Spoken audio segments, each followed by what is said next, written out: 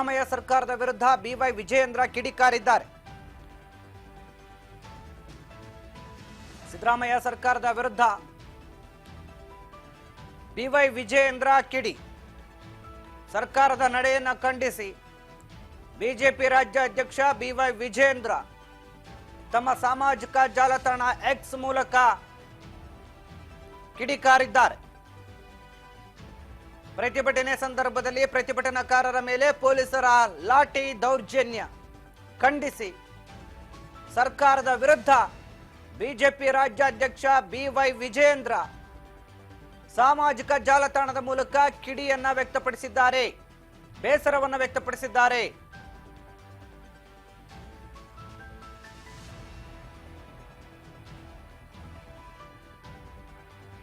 ದುರಾಲೋಚನೆಯಿಂದ ಅಮಾಯಕರ ಮೇಲೆ ಲಾಠಿ ದೌರ್ಜನ್ಯ ಆಗಿದೆ ಅಂತ ಹೇಳಿ ಬಿವೈ ವಿಜಯೇಂದ್ರ ಆಕ್ರೋಶ ವ್ಯಕ್ತಪಡಿಸಿದ್ದಾರೆ. ದುರುದ್ದೇಶ ಪೂರ್ವಕವಾಗಿ ಹತ್ತಿಕ್ಕುವ ದುರಾಲೋಚನೆ ಮಾಡಿದೆ ಸರ್ಕಾರ ಅಂತ ಹೇಳಿ ತಮ್ಮ ಟ್ವಿಟರ್ ಖಾತೆಯಲ್ಲಿ ಬಿವೈ ವಿಜಯೇಂದ್ರ ಸರ್ಕಾರದ ವಿರುದ್ಧ ಕಿಡಿಕಾರಿರುವಂತದ್ದು. ಬಿವೈ ವಿಜಯೇಂದ್ರ ಅವರು ತಮ್ಮ ಸಾಮಾಜಿಕ ಜಾಲತಾಣದ ಮೂಲಕ ಪ್ರತಿಭಟನಾಕಾರರ ಮೇಲೆ ಪೊಲೀಸರು ಲಾಠಿ ಚಾರ್ಜ್ ಅನ್ನು ನಡೆಸಿರುವ ವಿಚಾರಕ್ಕೆ ಸಂಬಂಧಪಟ್ಟಂತೆ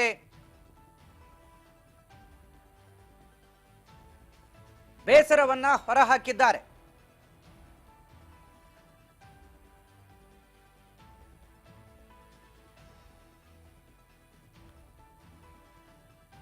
ಪಂಚಮಸಾಲಿ ಸಮುದಾಯದ 2A ಪ್ರವರ್ಗದ ಮೀಸಲಾತಿಗಾಗಿ ನಡೆಯುತ್ತಿರುವ ಹೋರಾಟದ ಸ್ವರೂಪದ ಕುರಿತು ಈ ಮುಂಚೆಯೇ ಸರ್ಕಾರದ ಅರಿವಿಗೆ ಬಂದಿದ್ರೂ ಯಾವುದೇ ಮುಂಜಾಗ್ರತೆ ಕ್ರಮ ವಹಿಸದೆ ಸರ್ಕಾರ ದುರುದ್ದೇಶಪೂರ್ವಕವಾಗಿ ಚಳುವಳಿ ನಿರತ ಅಮಾಯಕರ ಮೇಲೆ ಲಾಠಿ ಚಾರ್ಜ್ ಪ್ರಯೋಗಿಸಿ ಚಳುವಳಿಗಾರರನ್ನ ಮಾರಣಾಂತಿಕ ಪೆಟ್ಟು ಅನುಭವಿಸುವ ಕಾರಣವನ್ನ ಇಟ್ಕೊಂಡು ಹಲ್ಲೆಯನ್ನ ನಡೆಸಿದ್ದಾರೆ ಅಂತೇಳಿ ಇದು ಅತ್ಯಂತ ಖಂಡನೀಯ ಅಂತೇಳಿ ಈ ಘಟನೆಯ ಕುರಿತು ಕಳವಳ ವ್ಯಕ್ತಪಡಿಸಿದ್ದಾರೆ ಬಿವೈ ವಿಜಯೇಂದ್ರ.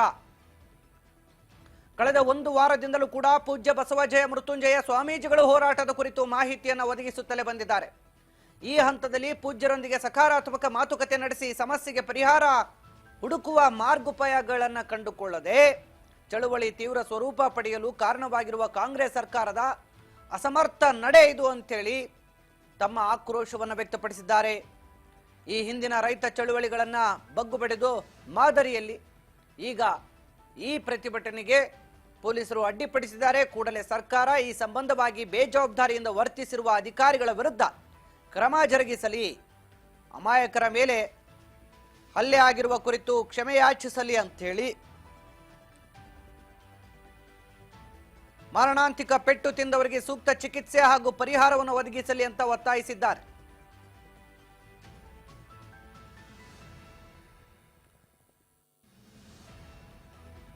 ಬಸವಜಯ ಮೃತ್ಯುಂಜಯ ಸ್ವಾಮೀಜಿಗಳ ನೇತೃತ್ವದಲ್ಲಿ ಬೆಳಗಾವಿಯ ಸುವರ್ಣಸೌಧದ ಮುಂಭಾಗದಲ್ಲಿ ನಡೀತಾ ಇರುವ ಪ್ರತಿಭಟನಾ ಸಮಾವೇಶ ಸ್ಥಳಕ್ಕೆ ಭೇಟಿ ನೀಡಿ ಕೂಡ ಹೋರಾಟಕ್ಕೆ ಸಂಪೂರ್ಣ ಬೆಂಬಲವನ್ನು ಸೂಚಿಸಿದ್ರು ವಿಜಯೇಂದ್ರ. ಈಗ ಅವರೇ ತಮ್ಮ ಸಾಮಾಜಿಕ ಜಾಲತಾಣದಲ್ಲಿ ಪ್ರತಿಭಟನಾ ನಿರತರ ಮೇಲೆ ಆಗಿರ್ತಕ್ಕಂಥ ಪೊಲೀಸರ ಲಾಠಿ ಚಾರ್ಜ್ ವಿಚಾರದಲ್ಲಿ ಕಿಡಿಕಾರಿದ್ದಾರೆ. ಇತ್ತ ಎಚ್.ಡಿ. ಕುಮಾರಸ್ವಾಮಿ ಕೂಡ ತಮ್ಮ ಸಾಮಾಜಿಕ ಜಾಲತಾಣದ ಮೂಲಕ ವಾಗ್ದಾಳಿಯನ್ನ ಮಾಡಿದ್ದಾರೆ. ಪೊಲೀಸರ ಈ ನಡೆಯನ್ನ ಖಂಡಿಸಿ ಪಂಚಮಸಾಲಿ ಬಂಧುಗಳ ಹೋರಾಟವನ್ನು ಹತ್ತಿಕ್ಕಲು ಪ್ರಯತ್ನ ಮಾಡಿದೆ ಈ ಸರ್ಕಾರ. ಕಾಂಗ್ರೆಸ್ ಸರ್ಕಾರದಿಂದ ಅಡಾಲ್ಫ್ ಹಿಟ್ಲರ್ ಮಾರ್ಗ ಅನುಸರಿಸಲಾಗಿದೆ. ಹಿಟ್ಲರ್ ಮಾರ್ಗವನ್ನು ಆಯ್ಕೆ ಮಾಡಿಕೊಂಡು ದುರಾದೃಷ್ಟಕರ ಇದು ಈ ಸರ್ಕಾರದ ಈ ನಡೆ ಅಂತೇಳಿ ಎಚ್.ಡಿ. ಕುಮಾರಸ್ವಾಮಿ ತಮ್ಮ ಸಾಮಾಜಿಕ ಜಾಲತಾಣದಲ್ಲಿ ಆಕ್ರೋಶವನ್ನು ಹೊರಹಾಕಿದ್ದಾರೆ. ಶ್ರೀಗಳನ್ನು ಕೂಡ ಹೇಯವಾಗಿ ನಡೆಸಿಕೊಂಡಿದ್ದಾರೆ. ಪಂಚಮಸಾಲಿ ಬಂಧುಗಳ ಹೋರಾಟವನ್ನು ಹತ್ತಿಕ್ಕಲು ರಾಜ್ಯ ಸರ್ಕಾರ ಅಡಾಲ್ಫ್ ಹಿಟ್ಲರ್ ಮಾರ್ಗವನ್ನು ಆಯ್ಕೆ ಮಾಡಿಕೊಂಡಿರುವುದು ಅತ್ಯಂತ ದುರಾದೃಷ್ಟಕರ.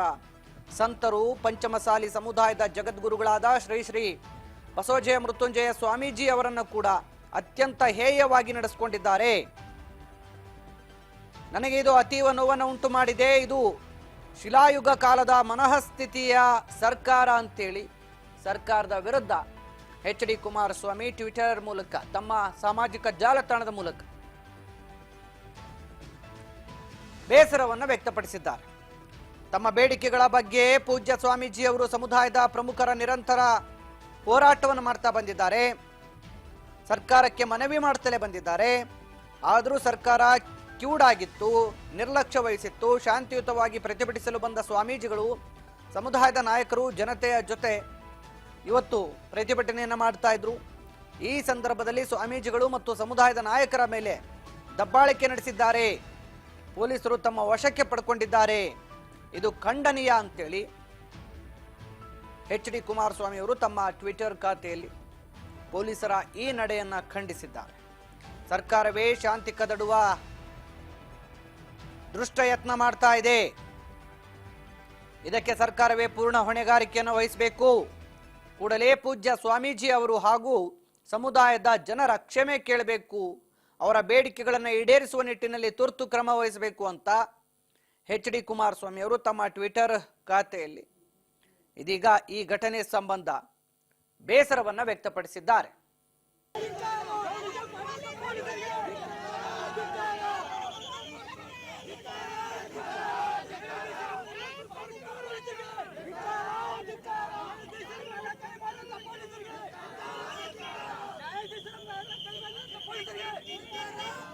ಹೀಗೆ ಪೊಲೀಸರು ಪ್ರತಿಭಟನಾಕಾರರ ಮೇಲೆ ಲಾಠಿ ಚಾರ್ಜ್ ಅನ್ನ ಮಾಡಿದ್ದಕ್ಕೆ ಇದೀಗ ಪ್ರತಿಭಟನಾಕಾರರು ಆಕ್ರೋಶ ವ್ಯಕ್ತಪಡಿಸ್ತಾ ಇದ್ದು, ಇದೀಗ ರಾಷ್ಟ್ರೀಯ ಹೆದ್ದಾರಿ ಬೆಂಗಳೂರು ಮತ್ತು ಪುಣೆಯ ಸಂಪರ್ಕ ಕಲ್ಪಿಸುವಂತ ರಾಷ್ಟ್ರೀಯ ಹೆದ್ದಾರಿಯನ್ನ ತಡೆದು ಇದೀಗ ಪ್ರತಿಭಟನೆಯನ್ನ ಮತ್ತೆ ಉಗ್ರ ಸ್ವರೂಪಕ್ಕೆ ಕೊಂಡೊಯ್ದಿದ್ದಾರೆ.